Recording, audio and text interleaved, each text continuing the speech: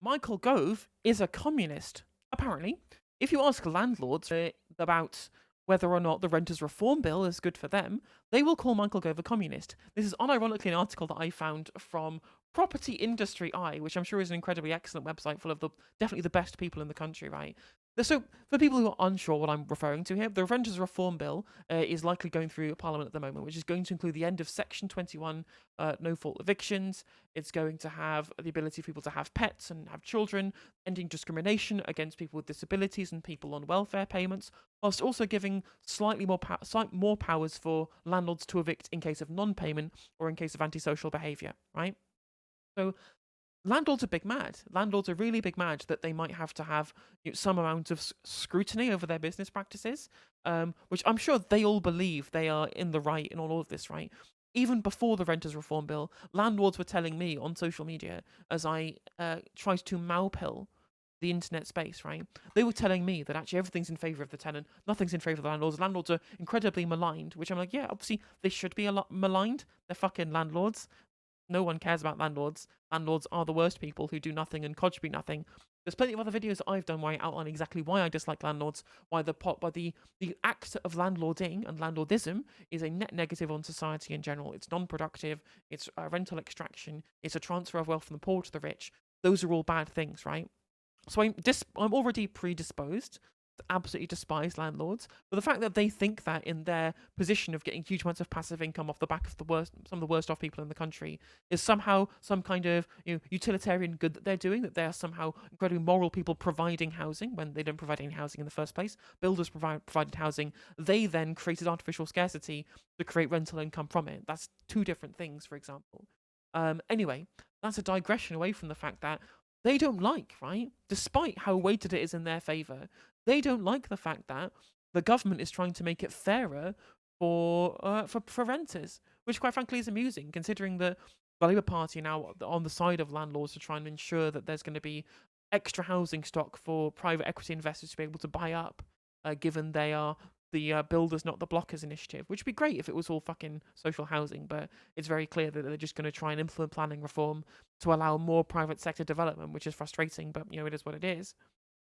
Yet the Conservative Party are the ones just going like, well, actually, we're going to pump loads of liquidity into the housing market through Help to Buy, but we're not going to relax planning laws.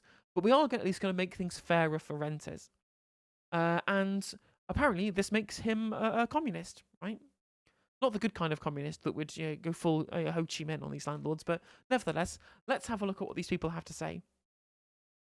Nigel Farage and Russell Quirk discuss planned rental reforms by calling Michael Gove a communist. Thousands of private landlords have exited the buy-to-let sector in recent months, and that trend looks set to continue with more property investors likely to sell up. Increasingly concerned about mounting costs, a growing number of buy-to-let landlords want to reduce the risk by reducing the size of their property portfolio. The huge risk, apparently, of becoming a landlord and getting free money pumped into your bank account by the worst off people in society, right? The worst off people in society are pumping money into your bank accounts for free because you own an asset and you basically don't do any work on that, right? You just take the money that you get paid in rent and then you use that to subcontract other people to do the real work, right? You could call yourself at a push a property manager where you just handle the property management, but that's minimum wage job. That's not a third of someone's income per property, for example. That makes you a parasite, not anyone who actually matters. And even then, if you leave the market, good, fine. An owner-occupier can live there, right? We can reduce the demand for rental properties, which is also a good thing. But nevertheless, that is again a digression.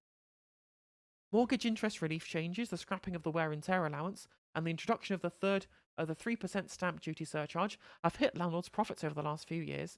Because of course, that's what they're getting into, profit, not the desire to provide housing to people, quote unquote. Which partly explains why so many exiting the buy-to-let market and thus reducing the supply of much needed private rented stock. Or we could turn it into, social housing, or we could turn it into housing cooperatives. We could do that. That would also work. It doesn't have to be private rental. It can be state rental. It can be cooperative rental. Landlords don't need to exist. Remember, so I don't know why you're trying to say that you're somehow much needed part of society, right? The government's draconian tax changes have not just pushed a number of BTL landlords out of the private rental sector, but also left prospective tenants in some parts of the country with little alternative but to bid against each other, pushing rents up in the process as a result of falling housing supply. That is a result of the fact that the housing supply is in the hands of landlords, right? The fact that people have to bid for private rental sector in a market rather than from the social housing sector or from, rental cooperatives, for example, or to buy their own house, they can't do that because house prices have spiraled out of control because speculators, which what landlords really are, they are property speculators, have bought up so much of the housing stock when we have more empty houses than we have people in Norwich at this point. We could literally house these homeless people, but we don't do it because of the needs of a privatized and marketized housing sector. That's what we really do need. We do not need to have landlords being given a carte blanche to buy up everything just to make sure that they can make as much of a profit as they can whilst squeezing as much profit as they can out of tenants, because that's good for them, right? Landlords want to have people bidding for flat and house viewings because that gives them more money. That makes them more profit. The idea that somehow all of these things are just so terrible because they're going to have to, they are the housing supply shortage is so terrible for landlords because they get forced to put up prices as if that's not good for them because this is the demand for this is inelastic. People have to have somewhere to live. They know that their commodity is in high demand, so there's just no point in them reneging on landlordism at this point. Very, very silly for them to claim that somehow these people are the ones being completely hard done by the current housing situation in this country. And apparently, even it's not just the fact there's tax changes, but there is the Renters Reform Bill outlawing Section 21 is at the dismay of buy-to-let landlords. Tory donor Crispin O'Day himself, the guy who was the one who was employing Kwasi Kwarteng, who shorted the pound before Kwasi Kwarteng crashed the pound. Definitely no unscrupulous behaviour going on here. So right? You know that this man is someone whose word that you can absolutely trust. Has branded the Housing Secretary Michael Gove's second home interventions communist, apparently. The hedge fund manager, who is critic of Rishi Sunak's wider economic policies, told The Telegraph, "We are miles away from having a country that can work and that is open for business." And obviously, that's wrong. They're happy for businesses to come here as long as they're people who are going to give bungs to the Conservative Party. But also, I don't care. I would like the country to work for working people and not business owners. Thank you very much, Mr. Hedge Fund Tory donor Crispin O'Day, pound crasher Crispin O'Day. I don't really care what you think about this. Gove might as well be a communist. Michael has basically swallowed the pills. And so so is Gove a communist, and what impact will the government have on the private rented sector? Russell Quirk joined Nigel Farage on GB News to discuss this matter. Let's have a look. Let's have a look what these people have to say about the proposed communist rental reforms. Let's have a listen in.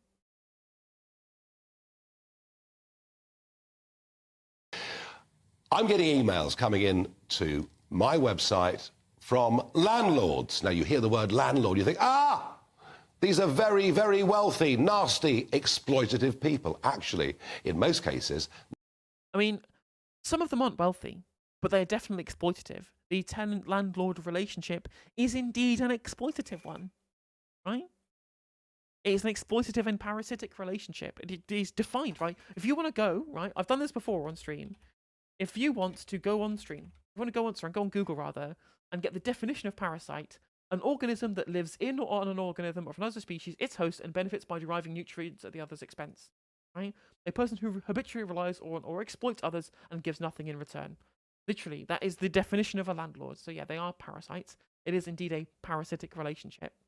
And so yeah, they may not be entirely wealthy, but they're engaging in unethical behaviour nonetheless. And quite frankly, in comparison to every renter, yes, they are wealthy. Renters are not homeowners. Landlords are homeowners. You own an asset, right? You are far more wealthy than the people who are actually renting off you. You are extracting money from them, so they buy you a house. You're getting the poorest people in the country to buy you a free house, because that's what the rent is paying for, your mortgage, your house. And you'll have an asset at the end of that. Nothing could be further from the truth. But it would appear this government is now at war with landlords. There is this week going to be a renters reform bill. But we fucking knew Chairman Mao Stan, Michael Gove, right? is fully maupilled at this point. Let's fucking go. Comes before Parliament, and basically what's happened to landlords is there've been a substantial number of tax changes, of regulatory changes. It's going to be very difficult to get rid of tenants that you'd rather weren't in your properties. The tax advantages have all but disappeared. Interest rates, of course, are up if you've borrowed money to buy. What's interesting as well, right? First of all, interest rates are set by the Monetary Policy Committee. It's not set internally by the government, right? Obviously, they've screwed over the market by forcing just to the point where interest rates have had to go up because of what they went through with the fiscal event and their failure at bringing down inflation through other policies that Stephanie Kelton outlined and I referenced on my stream before. But also, they are making it hard for you to evict for no reason. But part of the Renters Reform Bill actually makes it easier for them to evict in cases of non-payment and of antisocial behaviour, right? What it means is you can't just carte blanche kick people out because you're bored, right? You can't just kick people out because you want tenants who want to put it back on the market at a much higher rental price because of how tight the market is, right? That's what you can't do anymore. And it's good that you can't do that, right? The fact that I don't have complete freedom to turf people out onto the street for no reason at all, that's a good thing, Nigel, right? But in genuine cases where people do want to evict in cases of non-payment, that's going to be easier under the Renters Reform Bill. Is the Renters Reform a means of lowering inflation? Unfortunately not. In fact, it'll probably make inflation higher, to be honest, as landlords put up their prices to be able to cover the extra risk. A house that you're letting, stamp duty has gone up on second homes. Whichever way you look, it's been tough for landlords. So guess what's happened? Lots of landlords are now simply selling their properties, and those properties are removed from the rental market. The impact is extraordinary. In London alone, in the last year, rents are up by almost 20%. And for students away at university, it's reached a total crisis. In Bristol, I mean, believe this, in Bristol, since 2019, rents for students are up by 58%. Crispin Odey, a leading... Yeah, it's almost like, right, it's almost like student accommodation is a fucking racket who know that they have carte blanche, as I said, to just continue putting up prices forever because of the inelastic nature of, indeed, the demand, right? That's exactly what student lets are going to do, right? What the student's going to do, just not go to university, not live. They know they have a captured market and they have complete ability to put up the prices regardless of renters reform, which isn't really even affecting that much of the student accommodation sector, right? Very few people get evicted from student accommodation because they know that it's going to be a short term there for the semester time in which they're going to be at university for, right? That's specific to student rentals. City money manager has called Michael Gove a communist.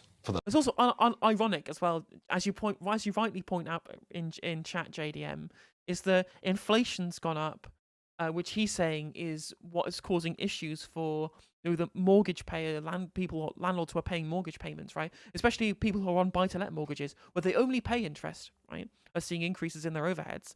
Yeah, and part of that was caused by the fiscal event, as we mentioned before, JDM, that Nigel Farage called proper conservative politics. Have you in fact got exactly what you wanted, Nigel?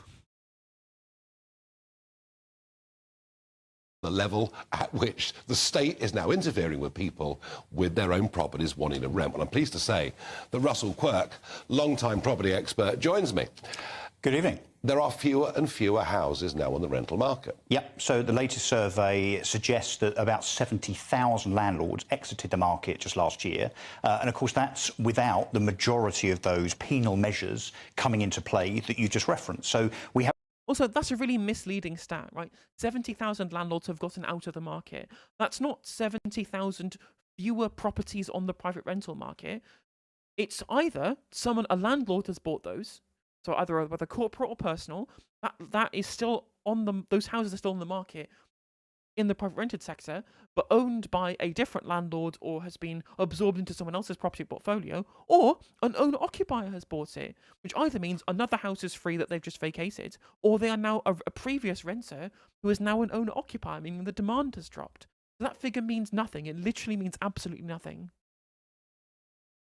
Haven't yet seen the Section 21 repeal, which will be very, very soon by way of the Rental Reform Act, which is the so-called the unfair evictions clause within tenancy agreements, which, of course, the political parties have bashed around as a political football on the basis that tenants should not be evicted willy-nilly. Now, of course, the reality is that when tenants get to the end of their assured short-hold tenancy contract length, of course, that contract then is finished, and then either the tenant and the landlord will negotiate and carry on, or indeed they part. What this particular bill is seeking to do is to stop landlords being able to get rid of tenants under pretty much any circumstances. That's number one. So that hasn't even come in yet. So there are a lot of landlords. This is Michael Gove's proposal. This is Michael, and in fairness, it predates Michael Gove. I mean, it goes back, probably 5 or 6 housing ministers, which actually is probably only 2 or 3 years, in fairness. Oh, they don't even have to destroy the houses, Tavinia. If they want to be able to buy a load of houses to increase the value of existing housing stock, they just have to buy them and leave them fucking empty. Just sit on the property equity and wait for it to increase over time ad infinitum, as house prices will continue to do so, because every government has a material incentive to do so. Because we've had a lot. We've had 14, I think, in the last 12 years. But we've also had capital gains tax changes, literally in the last few weeks, where now, instead of getting your standard capital gains tax allowance as a landlord of £12,300, that was halved and then halved again. So then if you dispose of a property, your allowance is only £3,000. Landlords also 3 or 4 years ago saw... Oh no, the people who made loads of profit of capital gains on their property asset that they did no work for and they just sat on forever accumulating additional value off the fact they had money, they're going to have to pay a little bit less tax. Can I get the Fs in chat for the really sad property speculators who are now going to have to pay a little bit more in capital gains tax? Oh my god, I'm so sad. I can't believe it. How could Michael Gove do such a thing? Or a reduction in tax relief, so they're not now allowed to claim the cost of their mortgage against tax relief. And then, of course, we get this ridiculous notion that is banded around by both the Conservatives and Labour around proposed rent controls, this playing to the crowd, this audience of tenants, of which there are lots. There are about 4 million, Nigel, of course, so it's a big audience. It's a big number. And successive governments and multiple parties looking to try to appease tenants, frankly, for votes. But the unintended consequence... I can't believe, right, someone might have a policy for people to vote for, right? This is what happened during the entirety of the Corbyn era, where people said, oh, they're just saying policies to win votes. I'm like, yes, that is how fucking politics works. That's literally what you're supposed to have, craft a policy to be able to win the election so that people will vote for you to make their lives better. And quite frankly, the dial has been weighted so far in favour of landlords for, ever since fucking the 1990s at this point, right? You guys have had bloody, interest-only buy-to-let mortgages since 1995, right? You've been living the high life all this time.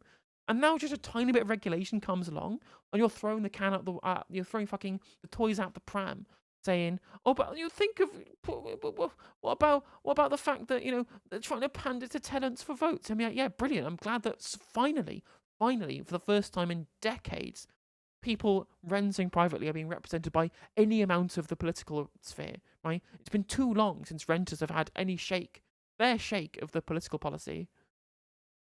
Yes, I will do, Scribby. Of this, so that if you do push landlords out of the sector, as we're indicating, what do we think happens in terms of the supply of those properties? So would it be possible that rents would go up? Well, and you'll have more and more tenants, because house prices have gone up, so therefore tenants can't afford to buy. The population's increasing. No, if again, as I said before, if they're selling up and they're not selling to other landlords, and they're not selling to property speculators who should also have legislation made against them, then they're selling to owner-occupiers who are either vacating another house, which someone else can live in, or they are old renters who are now owner-occupiers. So it's one in, one out. The demand and supply stays the same. Whether it be because people are living longer or because, of course, we still have, and I don't want to get you triggered here, but we still have positive net immigration. Huge. So we have huge demand. We're not even building enough houses every year to cope with immigration, let alone... That's the next problem. So the Conservative government has long talked about 300,000 homes as a target. Of course, famously, and probably part of the fact that they got such a drubbing in the elections on Thursday was because they decided to do away with all housing targets. And now local authorities have no North Star. Hang on a minute, though. But you people supported Liz Truss. You supported Liz Truss. You said it was proper conservatism, right? Liz Truss was the one who called housing targets Stalinist, right? And now saying, well, actually, no, well, really, really in short, when you think about it, you need more houses. So I guess maybe housing targets might be actually quite good. But how dare you want to interfere with the free market by expecting, there to be targets for house building, right? You fucking, clearly you are now the communists because you want there to be a top-down imposed Stalinist housing structure by your own logic. With which to focus on in terms of housing targets. So the consequence of the economic situation we're in and the fact that the government has repealed targets means we're probably going to see about half of the new build properties built in this country over the next 12 months or so than otherwise we would have done. So it's a real, it's a perfect storm, but not in a good way. And if you own a house that's 50 years old, 70 years old, whatever it is, and that's the one that you're letting, and that is your... Incredible, Scribby. Thank you so much for this. Absolutely, it's clear. Look, there you go. He's secret communist. Always been a secret communist. This is going straight into the video title. I hope you know, right? Into the not the video title, the video thumbnail.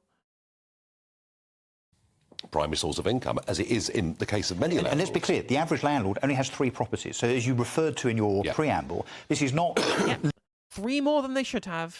Legal and general with 10,000 properties, No. the big bad corporate landlord. The average landlord has just 3 properties. They're ordinary people. And if those properties are 50, 60 years old... And when you think about it, right, when rents are on average about a third of people's income, if you have 3 properties, right, then the rental payments are making up, for those 3 properties, on average, the entirety of someone else's income, right?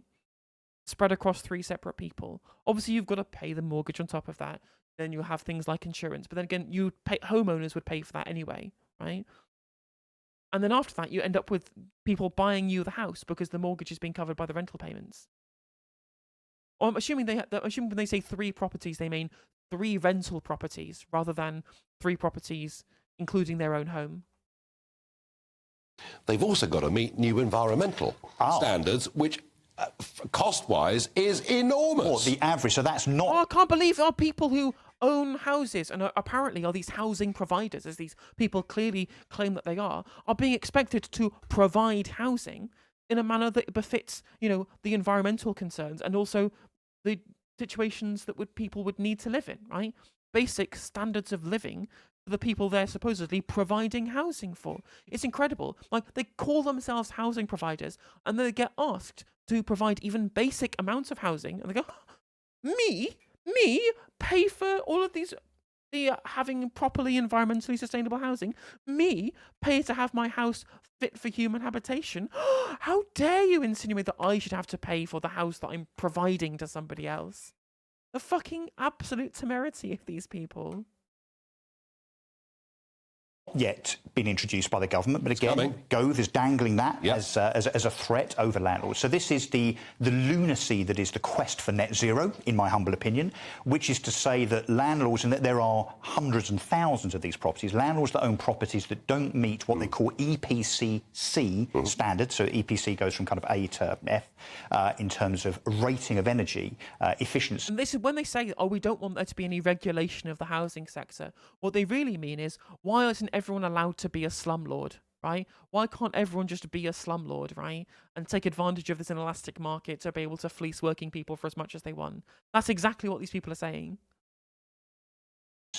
If your tenanted property doesn't meet that particular requirement, you have to pay the remediation cost to get it to that level. The average cost, it's muted, is going to be £10,000 per property. Now, where on earth are ordinary landlords that may have inherited a property, may have big mortgages that are just If they inherited a property, they're being paid free money for money they didn't even spend. They're not even speculators, not even investors. They just happened, which is actually, you'll find actually from the landlord survey that's been done by property experts, 40% of landlords are accidental landlords who inherited property. 40%! Didn't even invest any money in this shit. And they're just getting paid free money by poor people for the basic need to have a roof over your head. And they're just scalping a third of someone's income for something that they didn't even work for in the first place, which is apparently the only reason why, in the capitalist liberal mindset, that these people are owed rent in the first place, because they're for upfront investment. And they don't even have invested in anything, because it was free. My God, I hate these people so much. Increased in cost, where are they going to be able to find that money times the 2 or 3 properties that they own, but also then how from the money they keep getting paid by tenants? Where's the rainy day fund? Why haven't they been cutting out the avocado toast? Why haven't they been cancelling Netflix to ensure that they had enough money in the bank to ensure that they were protected against changes in the market? I thought this was supposed to be risk with investment, Russell? I thought investment was a risk, and that's why you got the dividends payout for your the risk that you've taken on the investment as rental income. I thought that was the whole point of the fact that capital gains tax is lower than income tax because there's risk associated with it. Or apparently all the risk should be paid for by the actual tenants and none of it by the landlords. how they're going to justify the business case for owning these properties. Now, a lot of people watching this will say, well, that's great, because all of these landlords will exit the market and all of those properties will come back into the market and therefore first-time buyers can buy them. It's not as simple as that. Those first-time buyers don't have to find big deposits. Mortgage rates, as we know, have increased. So, this is going to be a significant problem. The thing is, they're not. If once they've sold up, they have sold to someone. They're not going to leave the property empty and not rent it out whilst they're trying to find a buyer for their house. As soon as the house has been sold, right, maybe it might go through a period of renovation, right? Okay, maybe there might be some time when it's off the market, but either it's being bought by an owner-occupier, it's being bought by a landlord. Simple as that, right? Who else is buying it? government's lack of competence, successive governments, not just this one and however many previous ones we've had over recent months and years, the lack of competence in terms of actually building enough homes and letting landlords... Why is that cut off at a really weird point? Oh well, I got the points that I needed about how deranged these people are and how these people are not on... If you're watching this, you're a Farage fan who rents, these people are not on your side. They fucking hate you, right? They are in league with the person who's taking a third of your income. Join us on the good side, right? The Michael Gove communist theory. I subscribe to Michael Gove thought, right? The new mantra of Michael Gove thought and his based anti-landlord practice, the new form of conservative communism. Join me when we will revolt against the landlord class. Which would be... If you enjoyed this video, please do consider liking and subscribing. It does help out the channel and the algorithm. And if you click the bell notification icon, it will let you know when I go live and when I upload videos. If you'd like to follow me on social media, my handle is @NoJusticeMTG, and that is Twitter, TikTok, Facebook, Instagram, Twitch, and YouTube. If you want to support my channel in a more financial manner, you can do so by becoming a member for just 99p, by super chatting, or by supporting me on Patreon, with the link is in the description of this video, and hopefully I'll catch you on the next segment.